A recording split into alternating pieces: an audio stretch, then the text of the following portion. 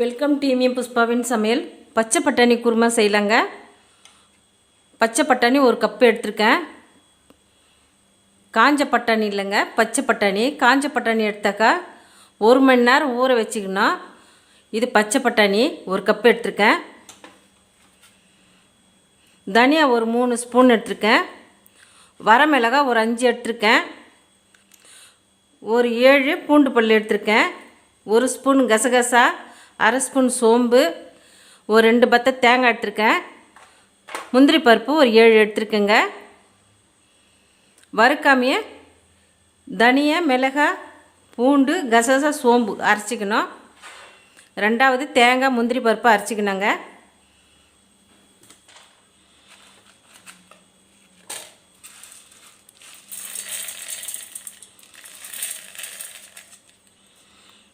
தனியா, மிளகாய் போட்டிருக்கேன்.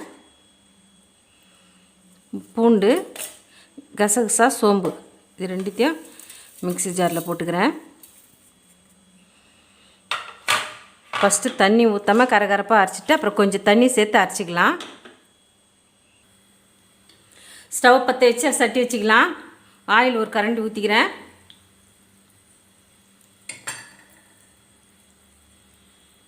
எண்ணெய் சூடாயிடுது.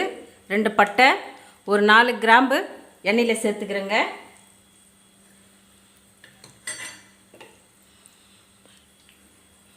வெள்ளரி வெங்காயம் 2 அரிஞ்சு வச்சுருக்கேன். இந்த வெங்காயத்தையும் சேர்த்துக்கிறேன். தனியா, மிளகாய், கசகசா, பூண்டு, சோம்பு அரைச்சி பேஸ்ட்டை இந்த வெங்காயம் வதங்கினதில் சேர்த்துக்கிறேன். இந்த பச்சை வாசனை போகிற அளவுக்கு வதக்கணும்.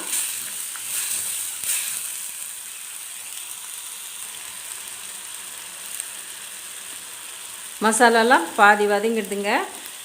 இப்போ பட்டாணியை சேர்த்துக்கலாம்.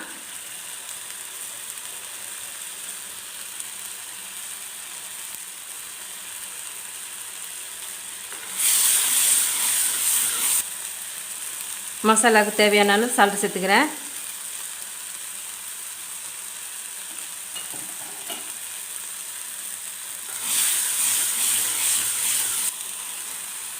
பாதி வதங்கிடுதுங்க. இப்போ இந்த நேரத்துக்கு ஒரு 1/2 ஸ்பூன் நெய் சேர்த்துக்கலாம்.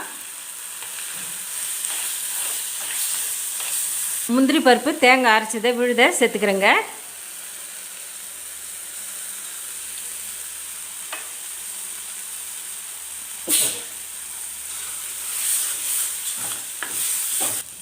இந்த கப்லேயே கொஞ்சமாக தண்ணி ஊற்றி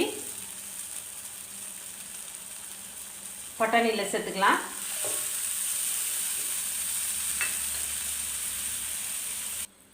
மூடி போட்டு கொஞ்ச நேரம் கொதிக்கிட்டுங்க. ஒரு 2 நிமிஷம் கொதிச்சா போதும். குருமா நல்லா கொதித்து வந்துடுது. இப்போ கடைசியாக கொத்தமல்லி சேர்த்துக்கிறேன்.